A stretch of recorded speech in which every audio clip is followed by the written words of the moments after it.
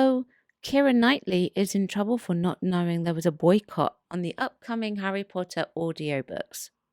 Question is, am I going to be in trouble as well? Because I didn't know that was going on either. Hello and welcome back to Chat About It, Don't Shout About It with me, Rachel, the Queen of the Woke, as crowned by one of my haters. I crown you Queen of the Woke! Let's chat about it. Please let me know what you think about this in the comments section below. Do you like Keira Knightley? Do you think she is right or wrong for her statements in this particular interview? Please also do keep it friendly in the chat. Now, I know that this happened last week, but I haven't been particularly active due to being unwell, but now I'm fighting fit. So I thought we would take a look mostly at the response from Blue Sky because I have a hidden account on Blue Sky now. Now, a little bit of backstory first. There is a new up-to-date audio cast recording version of the Harry Potter books that is set to be released. I'm very excited about these particular books, audiobooks. I will be listening to them with my niece because she's reading the series at the moment. She's absolutely loving it. Now, I must have been living under a rock. I wasn't even aware. How stupid of me that there was a boycott going on for this series.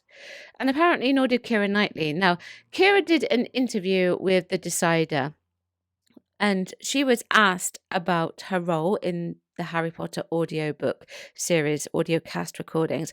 Now, let's take a look at the question that was asked and her response to that said question. Voicing Professor Umbridge in the new Harry Potter audiobooks. I was wondering, are you aware that some fans are calling for a boycott, giving J.K. Rowling's ongoing campaign against trans people? I was not aware of that, no. I'm very sorry. I think we're all living in a period of time right now. We're all going to have to figure out how to live together, aren't we? And we've all got very different opinions. So I hope that we can all find respect. Right, so that's what she said. Now, I think it's very safe to say that she gave what I would deem to be a very diplomatic response. Keira will have had extensive media training, so she would have been trained to deflect questions like this, and she did deflect it well. She's from a generation that, what was she, 39, maybe 40 years old, that will have participated in these types of deflections quite a lot over the years. I also don't think, if you've been a subscriber here for a long time, and I've covered this sort of thing on my channel for a very long time, that attaching opinions to work promotion is never a good idea anyway. It doesn't hold well for the brand that you're trying to promote. Now, back maybe 2 or even 3 years ago, Keira would most likely have had to issue an apology for this and say how much research it would have to do and how to do better. However, nowadays, that's not so much the trend. And really, that's much to the dismay of a lot of people over on Blue Sky who really didn't take it so well. Now, I have a hidden account on my Blue Sky account, and I went and sourced out some responses. So let's have a look at these particular responses and see what they have to say.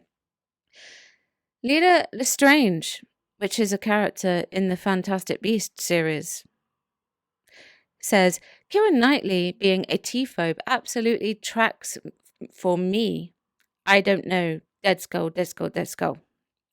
Okay, I'm not entirely sure what that means exactly. It didn't really make much sense, but maybe she doesn't like the idea that Keira Knightley could potentially be a T-phobe. I don't know. OG McDuck says, Keira Knightley, I was unaware that I was working for a psychopathic monster. Wow, that's extreme words there. I wouldn't necessarily go that far to describe J.K. Rowling's stance on trans people.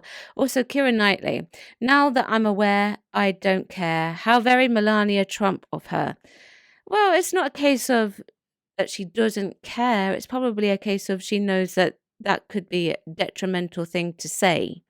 You know, we see what happens when celebrities say things that would never work out in their favor. Evan Wilby Stardust says Keira Knightley in Harry Potter and the oblivious neoliberal white woman of privilege. Okay. Right.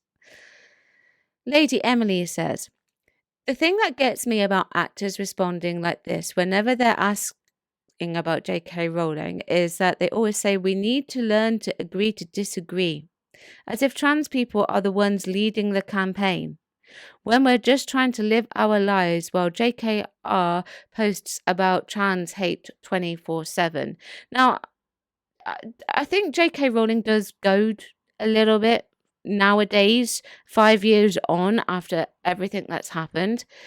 But we all used to live in a world where we all were taught how to agree to disagree. That's part of the English lessons and how debates work, right? And you respect each other's opinion. So I have to say, whilst I respect this opinion, I'm going to say I disagree with this particular opinion. I don't think that there's anything wrong with an actor saying we can all agree to disagree or anything like that. I really don't think there's anything wrong with that. Bryn says, and I don't condone this, by the way, that Keira Knightley laugh is actually so effing punchable. Don't do that. Don't do things like that. That's horrible. I don't condone violence. Law says, I'm sorry, but Keira Knightley saying that she is unaware of why people are boycotting Harry Potter. Does she live under a rock? She didn't say she was unaware of the reason why. She said she was unaware of it happening. So, I think you need to double check that. But anyway, Dr. Frankenfurter, Mrs. says, the way she says, aren't we, sounds like a teacher trying to explain reason to a small child. J.K. Rowling, obviously, but also a very big FU to Keira Knightley. Living at peace alongside each other is what we're asking for. Female dog.